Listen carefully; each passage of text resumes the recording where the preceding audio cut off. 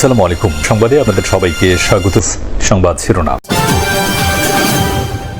7 জেলায় সড়ক দুর্ঘটনায় নিহত 12, আহত অন্তত 15 জন। বরিশালে অনুমোদনহীন ব্যাটারি চালিত রিকশার দাপট, প্রায়ই ঘটছে দুর্ঘটনা। অটো রিকশার জন্য এটা ট্র্যাকের নিচে চাকা তলে পড়ে গেছে, এটা 100% ঝুঁকিপূর্ণ। চাওয়াটা জানা ফোন করে ঘুরে গেলাইছে, এদিক দিয়ে একটা গাড়ি আইলে এটা নাইলে ওরা দেয় না। খোঁজ ইমামকে পঞ্চগড়ে শেকল বাঁধা অবস্থায় উদ্ধারের ঘটনায় গাজীপুরে মহাসড়ক অবরোধ করে বিক্ষোভ।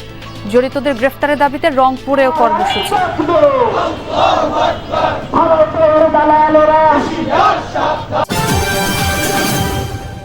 শেরপুরের নালিতাবাড়ির একটি গ্রামে মাটি খুললেই বেরোচ্ছে গ্যাস। রান্নার কাজে ব্যবহার করছে কেউ কেউ, ঝুঁকিপূর্ণ হলেও উদাসীন প্রশাসন। 7 জেলায় আলাদা সড়ক দুর্ঘটনায় প্রাণ গেছে 12 জনের, আহত হয়েছেন অন্তত 15 জন। এর মধ্যে সুনামগঞ্জে পর্যটকবাহী বাস খাদে পড়ে নিহত হয়েছেন মা মেয়ে, আহত হয়েছেন অন্তত 10 জন। আহতদের বিভিন্ন হাসপাতালে চিকিৎসা দেয়া হচ্ছে। যান্ত্রিক জীবন থেকে দূরে প্রকৃতির সান্নিধ্য পেতে দল বেঁধে বেরিয়েছিলেন সবাই, কিন্তু আনন্দযাত্রা মুহূর্তেই পরিণত হয় বিষাদে। ঢাকা থেকে সপরিবারে টাঙ্গর হাওরে বেড়াতে যাচ্ছিলেন বাংলাদেশ কেমিক্যাল ইন্ডাস্ট্রিজ কর্পোরেশন লিমিটেডের কর্মকর্তারা। সেজুতি ট্রাভেলসের বাসটি সুনামগঞ্জের শান্তিগঞ্জ উপজেলার পাগলা বাজার পৌঁছালে নিয়ন্ত্রণ হারিয়ে খাদে পড়ে যায়। আজকে ঢাকায় বাস অ্যাক্সিডেন্টে 2 জন মানুষ জায়গায় মারা গেছে, আরো 30-40 জন মানুষ আহত হয়েছে। 40 থেকে 45 জন মানুষ, 2 জন জায়গায় মারা যায়। ঘটনাস্থলেই প্রাণ হারান বাসের যাত্রী মঞ্জুরা আক্তার ও তার মেয়ে আয়েশা সিদ্দিকা। দুর্ঘটনায় আহত হন অন্তত 10 জন। খবর পেয়ে ঘটনাস্থলে গিয়ে দুর্ঘটনা কবলিত বাসটি উদ্ধার করে ফায়ার সার্ভিস ও পুলিশ। আহতদের নেওয়া হয় হাসপাতালে। যশোরে বালুবাহী ট্রলির ধাক্কায় প্রাণ গেছে মোটরসাইকেল আরোহী 2 কিশোরের। চৌগাছা উপজেলার জাহাঙ্গীরপুর এলাকায় এই দুর্ঘটনা হয়। পুলিশ জানায়, মোটরসাইকেলে করে চৌগাছা বাজারে যাচ্ছিল ইমন ও আশরাফুল। এ সময় বালুবাহী ট্রলি ধাক্কা দিলে ঘটনাস্থলেই মারা যান 2 জন। এছাড়া লালমনিরহাট ও বাগেরহাটে সড়ক দুর্ঘটনায় নিহত হয়েছেন আরও 2 জন। রাজধানীতেও সড়কে প্রাণ গেছে 1 জনের। এদিকে গতরাত 3:30টার দিকে ফরিদপুরে ঢাকা ভাঙ্গা এক্সপ্রেসওয়েতে দাঁড়িয়ে থাকা একটি বাসে ট্রাকের ধাক্কায় নিহত হয়েছেন 2 জন, আহত হন 5 জন। এছাড়া নরসিংদীর মাধবদীতে গতরাতে বাস চাপায় ইজি বাইকের চালক সহ 3 জনের প্রাণ গেছে। রায়নাদি এলাকায় ঢাকা সিলেট মহাসড়কে হয় এই দুর্ঘটনা। বৈদ্যুতিক ব্যাটারি চালিত অনুমোদনহীন যানবাহনের সয়লাব বরিশাল নগরী। চালকদের নেই কোনো অভিজ্ঞতা, প্রতিদিনই ঘটছে দুর্ঘটনা, বাড়ছে হতাহতের সংখ্যাও। কর্তৃপক্ষ বলছে, অবৈধ যানবাহনের বিরুদ্ধে তৎপর তারা। যদিও সাধারণ মানুষের অভিযোগ, অবৈধ বাহন ও বেপরোয়া চালকদের নৈরাজ্যের বিপরীতে পুলিশ ও নগর প্রশাসনের তৎপরতা খুবই সীমিত। কখনো নিয়ন্ত্রণ হারিয়ে ছিটকে পড়ছে সড়কে, কখনো ধাক্কা দিয়ে ট্রাকের নিচে ফেলে দিচ্ছে মোটরসাইকেল আরোহীকে, কখনো পথচারীর উপরই তুলে দিচ্ছে অটোরিকশা। বরিশাল শহরের নিত্যদিনের চিত্র এটি। দীর্ঘ সময় ধরেই নগরবাসীর গলার কাটা ব্যাটারি চালিত ইজি বাইক, এখন মরার উপর খাড়ার ঘা ব্যাটারি চালিত রিকশা, যার গতির নিয়ন্ত্রণ থাকে না চালকদের হাতেই। পেট্রোলে তো মনে করেন ওটা ব্রেক মানাইতে পারে, আর এটা তো পিক আপ। আমরা পিক আপ পাইয়ে মনে করেন ফোর্সে চালাই জন্য অ্যাক্সিডেন্ট হয়। বৃষ্টির ভিতরে জোরে চালান যায় না, ব্রেক করলে মনে করেন এখানে করলে আরো 2-3 জায়গা, আর পার্সোনালি সমস্যা হয় না। এটা মনে করেন মোটরের একটা ব্রেক আছে, ওই ব্রেকটা যদি করা হয় তাহলে মনে করেন দুর্ঘটনাটা একটু কমতো, কিন্তু ওই মোটর ব্রেকটা তো মনে করেন দেয় না কোম্পানি।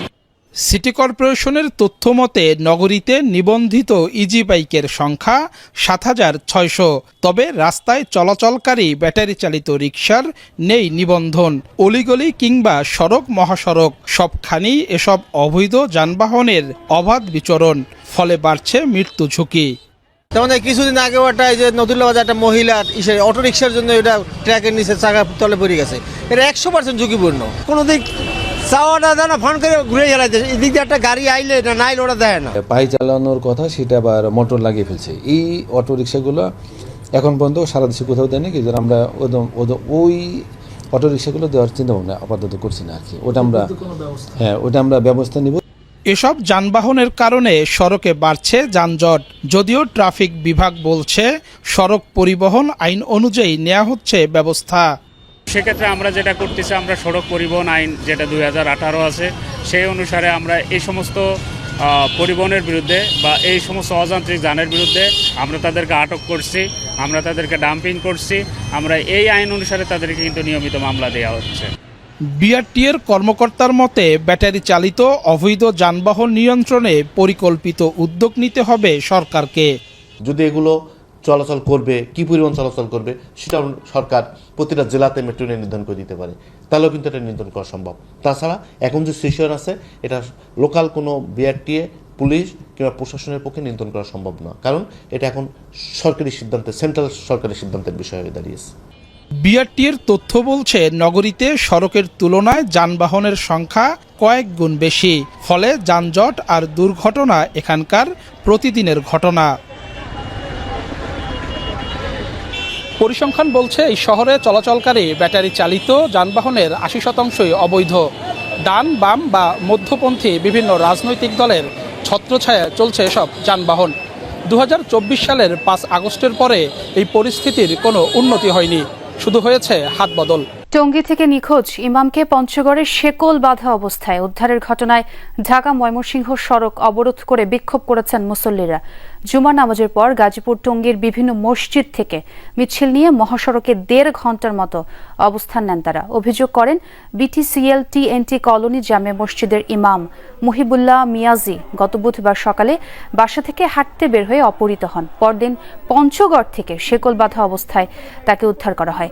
আন্দোলনকারীদের অভিযোগ, অখণ্ড ভারত ও ইসকনের পক্ষে তারা কথা বলে তাকে নানা সময় উড়ো চিঠি দেয়া হয়, না মানাতেই অপহরণ করা হয় বলেও দাবি করেন তারা। দ্রুত ঘটনার তদন্ত ও সুষ্ঠু বিচার দাবি করেন বিক্ষোভকারীরা।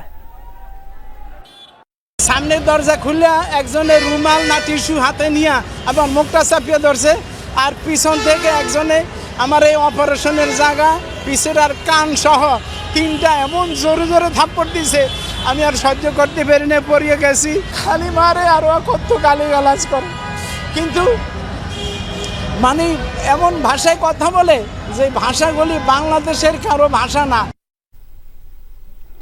এদিকে ইসকন নিষিদ্ধ ইমাম মুহিবুল্লাহকে গুমকারীদের বিরুদ্ধে ব্যবস্থা নেওয়ার দাবিতে রংপুরে সর্বস্তরের সচেতন মুসলিম সমাজের ব্যানারে বিক্ষোভ হয়েছে। জুমার নামাজের পর সদর মসজিদের সামনে থেকে মিছিল শুরু হয়। নগরীর বিভিন্ন সড়ক ঘুরে প্রেস ক্লাব চত্বরে এসে শেষ হয় মিছিলটি। এ সময় তারা বলেন, পরিকল্পিতভাবে দেশে বিশৃঙ্খলা তৈরির চেষ্টা চলছে।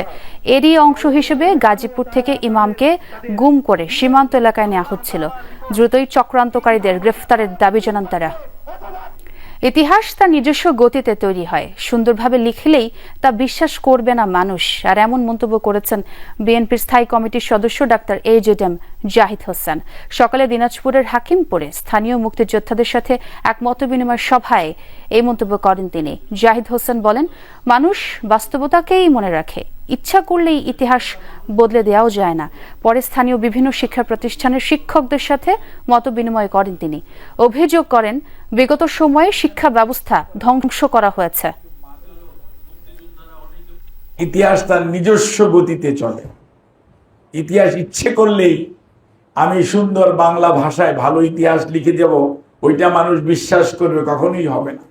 বাস্তবতা যেটি, সেটি মানুষ স্মরণ রাখবে।